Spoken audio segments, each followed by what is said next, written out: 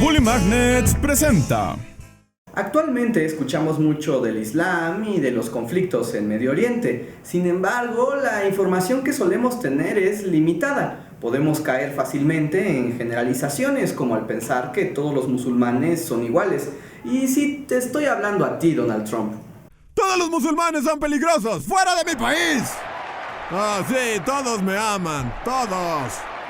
¡No, quítate tú! Pero parte del problema consiste precisamente en las diferencias que hay entre los musulmanes, las cuales tienen su origen en un conflicto histórico, político y religioso. Síganme con esto. El Islam es una de las 3 religiones más grandes del mundo actual y también la más joven.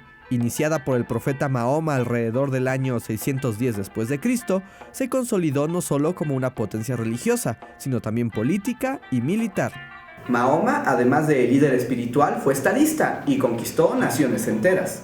Todos los musulmanes estaban unidos y la vida era pura diversión, hasta la muerte de Mahoma en 632 y el problema de la sucesión. La disputa por el sucesor de Mahoma llevó a una ruptura en el Islam y a la creación de las 3 vertientes principales que existen hasta nuestros días: los chiitas, los sunitas, los jairíes y los yaguas. Bueno, a esos últimos no, pero ustedes entienden. Los chiitas decían que el sucesor debía ser un descendiente directo, en aquel caso el buen Ali ibn Abi Talib, primo y yerno de Mahoma. Los sunitas opinaban que había que elegir entre los allegados a Mahoma y querían a Abu Bakr, suegro de Mahoma y su seguidor más leal. Y por último, los jaríes, quienes decían que mejor había que elegirlo por unanimidad entre todos los musulmanes. Por supuesto, a ellos nadie les hizo caso. De hecho, jairíes significa algo así como los que se salen. Después de mucho discutir, los sunitas consiguieron establecer a Abu Bakr como primer califa y sucesor de Mahoma. Así comienza el gobierno de los 4 califas sabios, el esplendor del imperio musulmán. Por cierto, el grupo terrorista ISIS tiene como objetivo reinstaurar un califato como el de estos 4. Dato: un califa es tanto un líder político como espiritual. Imaginen a un papa que también es rey, un Pope King.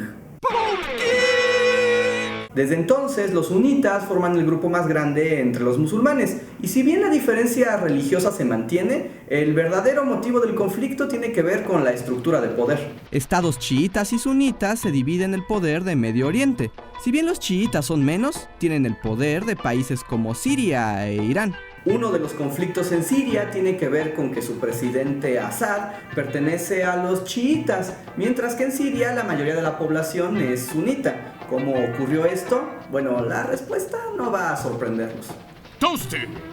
Después de la Primera Guerra Mundial y la caída del Imperio Otomano, las potencias aliadas distribuyeron el territorio e impusieron a los líderes políticos en Medio Oriente a su conveniencia, sin tomar en cuenta los contextos particulares de cada región. Así que en parte son responsables de todos los conflictos que imperan hoy en día. Por otra parte, los sunitas tienen el control de estados poderosos y multimillonarios como Arabia Saudita y Qatar. El problema es que cada grupo apoya a las ramas radicales de sus respectivas facciones para desarrollar una guerra terrorista, aunque no me gusta usar ese término, que se extiende por la zona y de ahí a todo el mundo. El grupo armado chiita más poderoso es Hezbollah. Supuestamente financiado por Irán. Del lado de los sunitas radicales tenemos a ISIS y a Al-Qaeda, quienes se dice tienen el apoyo del gobierno de Arabia Saudita. Por supuesto, el asunto es mucho más complicado y la crisis actual tiene diferentes causas y atenuantes, pero dejemos eso para otra ocasión. Ahora conocen la diferencia entre musulmanes chiitas y sunitas y los conflictos de poder que generan sus enfrentamientos.